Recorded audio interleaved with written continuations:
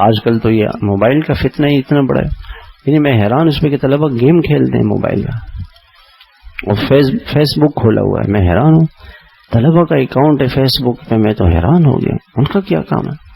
طلبہ کا کیا کام ہے ان چیزوں میں؟ طالب علم ہو اور ان چیزوں یاد رکھنا. ایک کافر اخبار، کافروں کے ملک کا ایک اخبار ہے، اس میں انہوں نے کہا کہ ہماری بڑی کوشش یہ تھی کہ ہم کسی طریقے سے دینی مدارس کو ختم کر دیں، لیکن ہم وہ نہ کر سکے، ختم نہیں کر سکے. مسلمانوں کے دلوں سے دین کی، اسلام کی محبت تو کم نہ کر سکے، لیکن ایک کام ہم نے اب ضرور کر دیا، ہم نے اپنا موبائل وہاں بھیجوا دی، مدرسوں میں بھیجوا دیا. یہ ہم نے ایک کام کر لیا. یاد رکھنا اس کو، یہ جملہ یاد رکھنا. تباہ کرنے والی چیز، نقصان پہنچانے والی چیز یہ جیب میں ہوگا.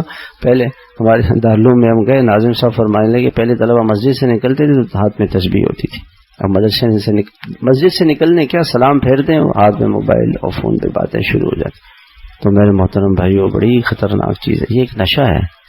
موبائل کا، انٹرنیٹ کا ایک نشہ ہے. یہ نشہ نہیں جا سکتا. جیسے نشے سے چھڑانا بہت مشکل ہے، بہت مشکل کام ہے نشے کا چھوڑنا. بہت یہ نشہ ہے، یہ نشہ ہے، گناہوں کا نشہ. اور ان شیطان گناہوں میں لگا کے علم کی نعمت سے محروم، علم کی نورانیت سے محروم کر دیتے ہیں، اخباروں میں، رسالوں میں، جلسوں میں، ان چیزوں میں.